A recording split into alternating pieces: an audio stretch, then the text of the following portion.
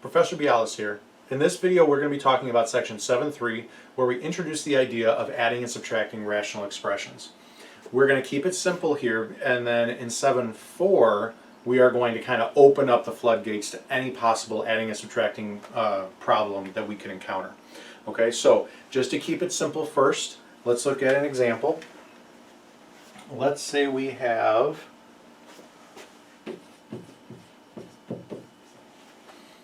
something like this.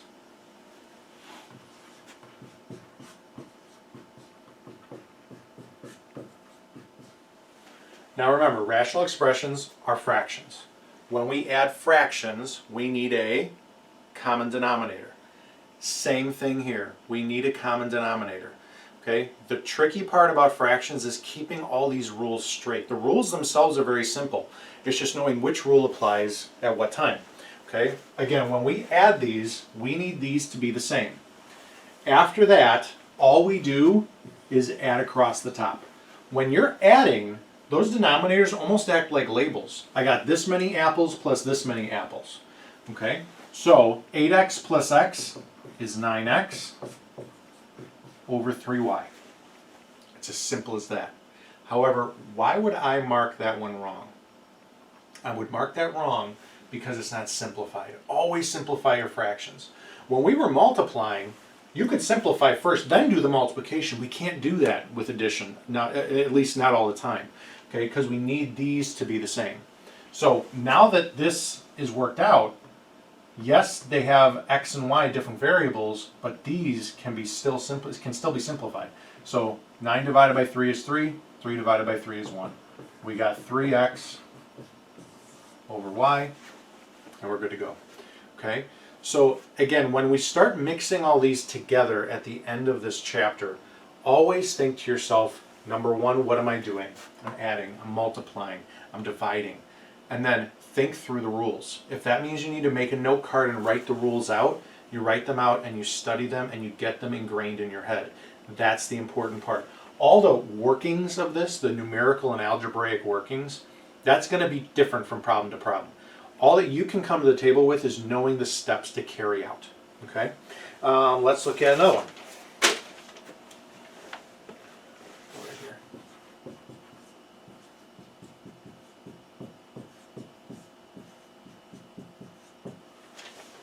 Okay, let's look at that. Now, again, we're subtracting. Adding and subtracting kind of one and the same in terms of their rules. Okay? What I like to do, whenever I have a subtraction problem like this, I like to put that negative directly on the numerator. If you leave it hanging out in the middle like that, it's very easy to lose. Okay? And to put it in the denominator, there's honestly only one scenario, which I'll show you in a later video, where that would be helpful. Okay? 99% of the time, put it in the numerator so it's attached to something. So I put that there, and now we're technically back to a plus or a addition problem. We have common denominator, so we just pull this together. 2x plus negative 5 is 2x minus 5, and then I carry that denominator over. Notice I didn't do anything with that denominator. I just carried over and I'm done. Now what do we notice? Top and bottom match. So I have a 1. Remember that reducing always reduces to a 1. That's that multiplicative identity. Okay, so we kind of cross things out because it doesn't mean anything in terms of the calculation, but it's still a 1 that's left in that spot. Okay, how about this?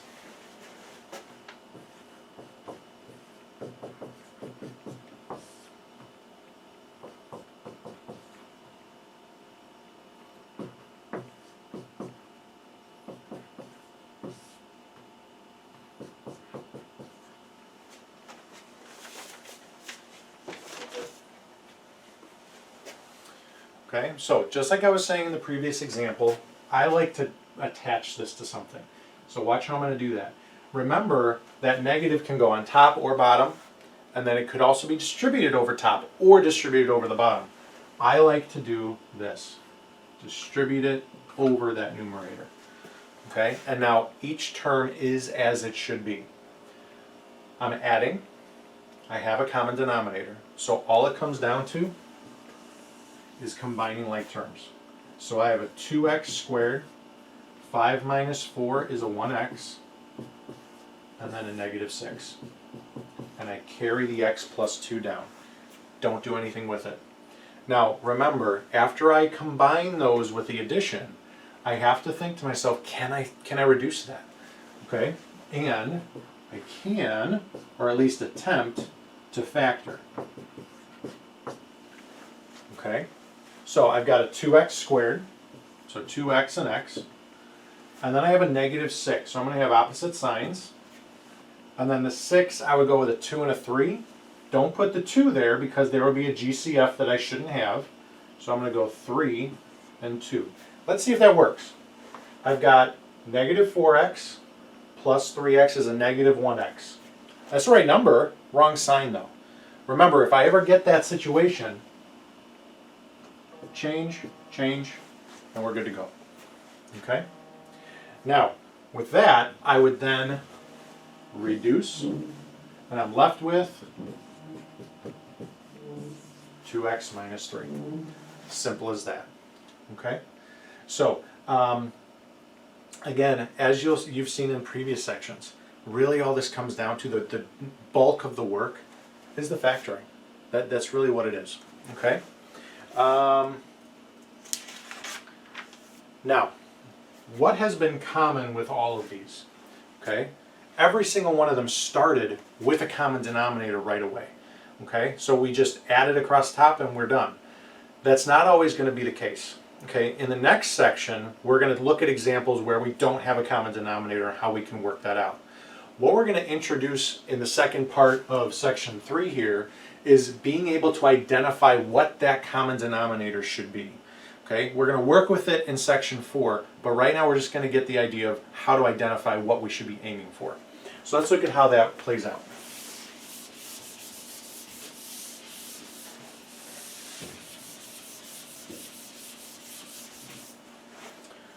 Okay, so what I'm going to ask you is this. Find the LCD. That's it. I don't want you to add or subtract or anything, just what is the LCD? And let's start simple.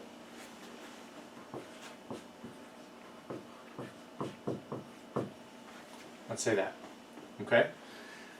Now, when we're looking for an LCD, what we're really looking for, just in a general term, is the LCM, least common multiple. So a lot of times I show this to students and they say 3. I'm looking for a 3. That's a common factor, okay? But multiple is when we start adding by a 9. 9, 18, 27, 36, and so on. 15, 30, 45, and so on. And I'm looking for the first number that I'm going to hit with both of those. Okay, now there's a lot of ways you can do that using prime factorization and all that. The thing with prime factorization is it's not always necessary. And when you lay all those prime factors out, sometimes they can be a lot more cumbersome than you want them to be. I like to simply start adding, okay, like I was doing before. 9, 18, 27, 36, 45, 54, and stop there for a second. 15, 30, 45, 60, and we see we match right there. Okay, so my LCD is a 45. Simple as that. Okay, there's always going to be another one that they both match. Okay, however, I want the smallest one to keep the numbers as nice as I possibly can. Okay, how about this? Actually, let's do one more like this. I want to point something out to you. Let's say 2 over 5 and 1 over 3. Okay, let's look at those. Now, there's something different about this one.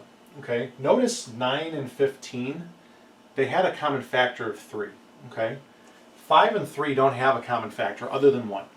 Okay, so watch what happens. If I start counting with these 5, 10, 15, 20, 25, and so on, if I go with 3, 6, 9, 12, 15. 15 is my LCD. Now, what I want you to see there is this. 5 times 3 is 15, isn't it? When I have what's called relatively prime denominators, okay, they're denominators that don't have any common factor between them. All I need to do to get the least common denominator is multiply them to get to 15. That's it. That's all there is to it. Now, I couldn't do that here, okay? 9 times 15 is not 45. The reason for that is because they had the common factor of 3, okay? What we're going to see with polynomials when we get to them is this happens a lot. So really what it comes down to is multiplying those denominators, okay? So let's look at something with some variables in there. Let's say we have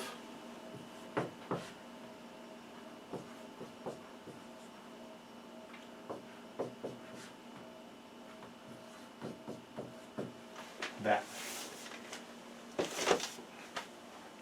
Okay?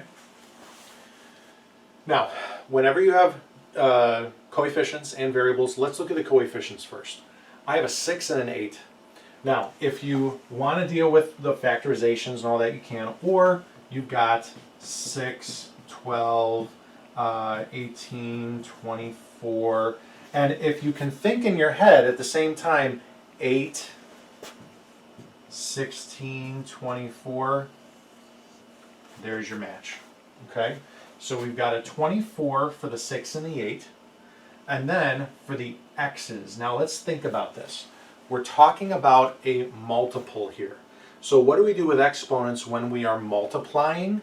We add the exponents. So we're not looking for a multiple of 3 and 5 to get a 15.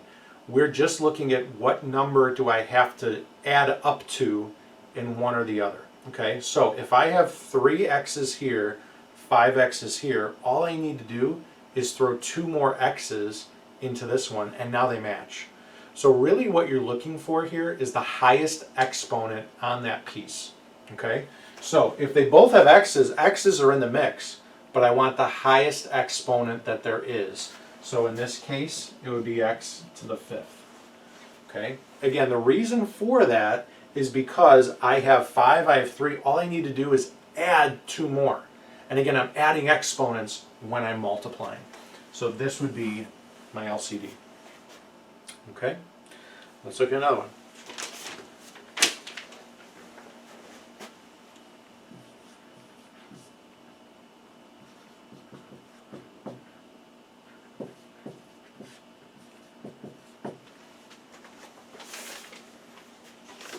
How about that? Okay, so you've got the a plus 5, a minus 5. These are quantities. This is the first time we're really seeing something like that. Okay, if the quantities match, great, but if they don't, they just don't. They are separate entities. Just like here, they had nothing in common. So remember, 5 and 3, what did we do? We just multiplied them, right? What do we do with those if they have nothing in common? We multiply them. Oops.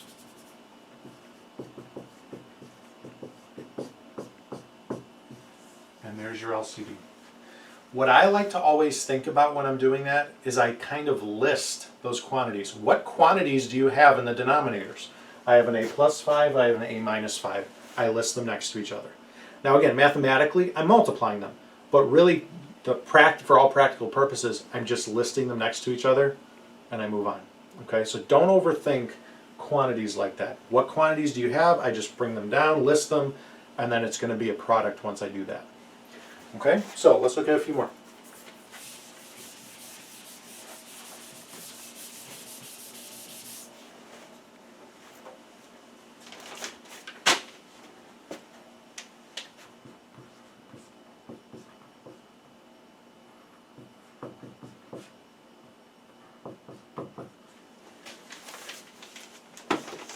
Okay. Now, again, I'm looking for the common denominator. I've got this, I've got that. Now they both have a y in there, but as I stated before, this y minus 3 is a y minus 3. That is a completely different entity. So what do we have in the denominators? List it. I have a standalone y, and I have a quantity y minus 3. That's it. A lot of people say, well, I just have y minus 3 because that y is covered. It's not. Y alone is different than y minus 3 as a quantity. Okay? And there's your LCD. I just listed the things that I saw in the problem. How about this?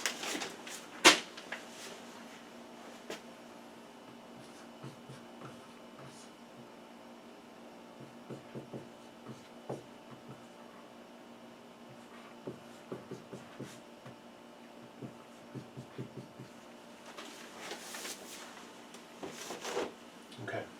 Now remember, when are we just multiplying the denominators to make an LCD? When they have no common factors between them. Now, in order to be able to see that with a polynomial, the first thing we need to do, as always, factor. Okay?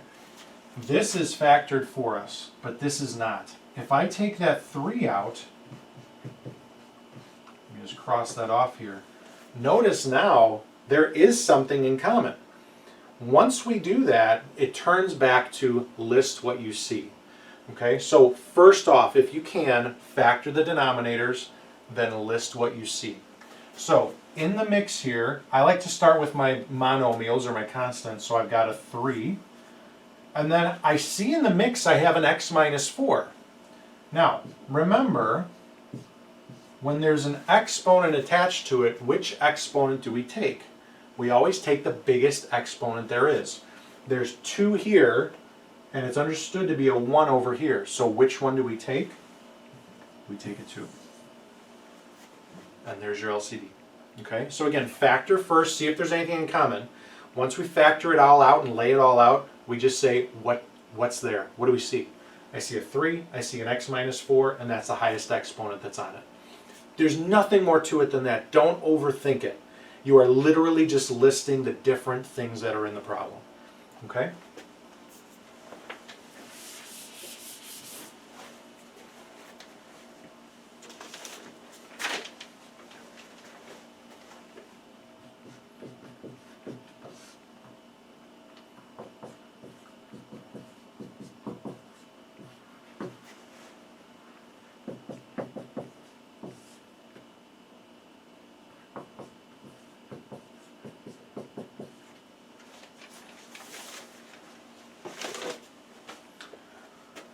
Okay, so again, we're looking for the LCD. First thing we do is factor. So I don't have to rewrite the whole thing if I don't want to. I can just go underneath it and work with my factorizations. Okay. If this was an adding or subtracting problem, I definitely want to rewrite everything so I had a clean slate. But right now, I can just write out the factorizations. So I've got a y and a y. And I'm going to have a plus 3 and a minus 1. I'm going to cross that out so I don't confuse myself and look at the wrong thing.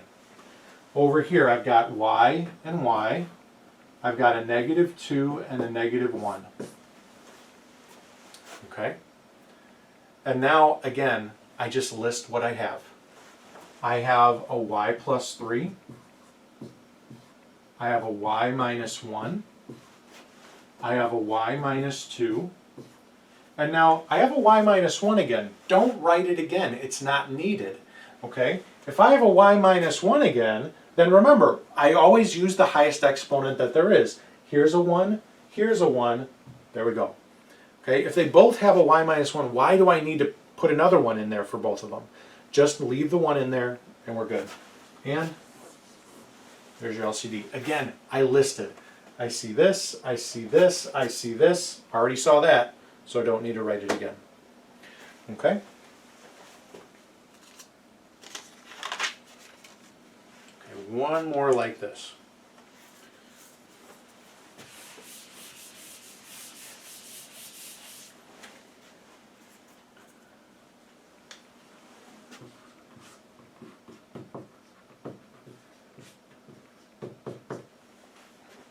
Let's look at that. Okay? Now, be careful because these denominators are different. However, they can be made to be the same. Okay? So we want always the least common denominator. It would not be the least denominator if I go x minus 4, 4 minus x. Those are different. Okay? So, what I'm going to do, remember, I have a trick with factoring that allows me to flip over a negative sign. And that's when I'm going to work with this one. I change this to a negative x minus 4. Okay? Now, this is where we're at right now. Okay, so I took that negative out, so then these now match. However, this negative should not be part of the LCD, because what can I do? I can take that negative that's on the bottom and move it either in front or to the top. Okay, I'm going to move this negative up top, so now I have that. And a much simpler denominator is x minus 4. That's it. Okay, so again, these are different, but don't just say x minus 4, 4 minus x. Okay, because that's not the simplest we can get. Take a negative out and then move it up. So we just come down to x minus 4. Another acceptable answer would be 4 minus x, because what if I did all that negative movement here?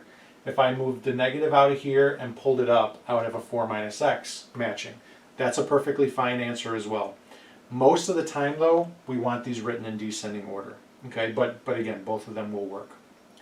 Okay, now let's bridge the gap a little bit into this next section when we talk about just adding in general with unlike denominators. Okay, so let's finish up with one more type of problem.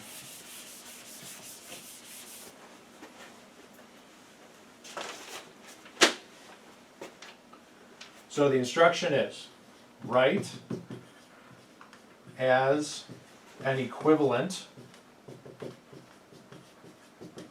rational expression using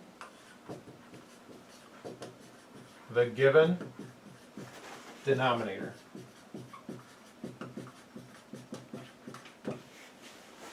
Okay? What it's going to look like is this.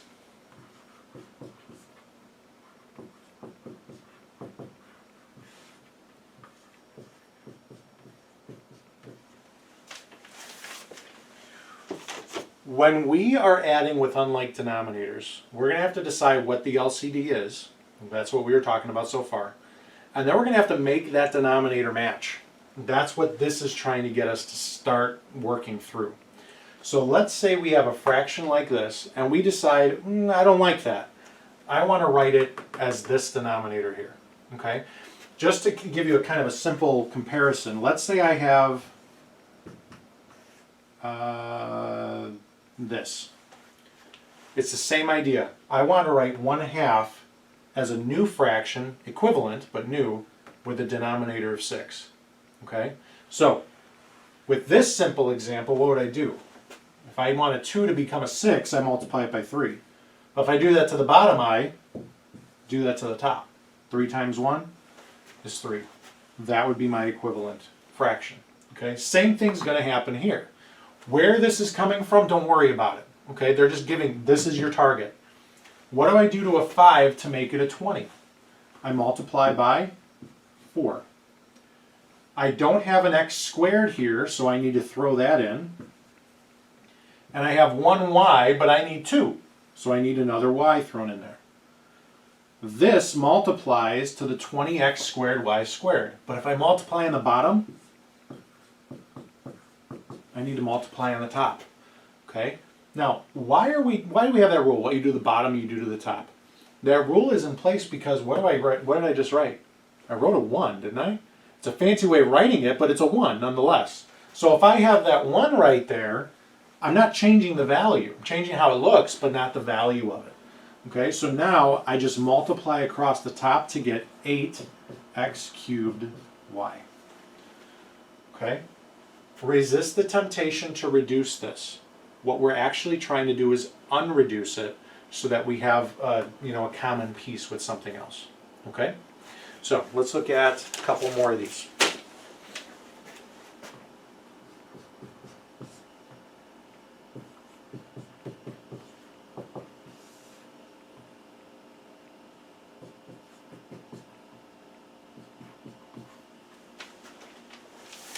say that. So we want this denominator to be that. However, what I would do always is to see what you really have. Factor first. Take a 5 out. And we got that. Okay, now notice that 3y plus 2 is already there. Okay, all that we're missing is that factor of 5. So I'm going to throw that into the bottom, and I'm going to throw that into the top. And all I do is multiply across the top to get a 55y. And this is your equivalent fraction to this. Okay? Let's look at one more.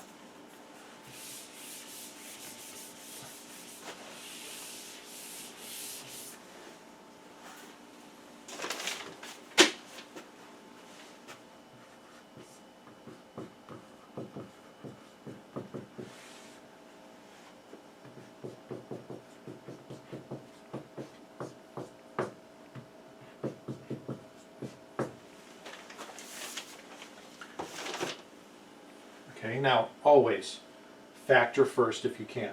This can factor into a difference of squares,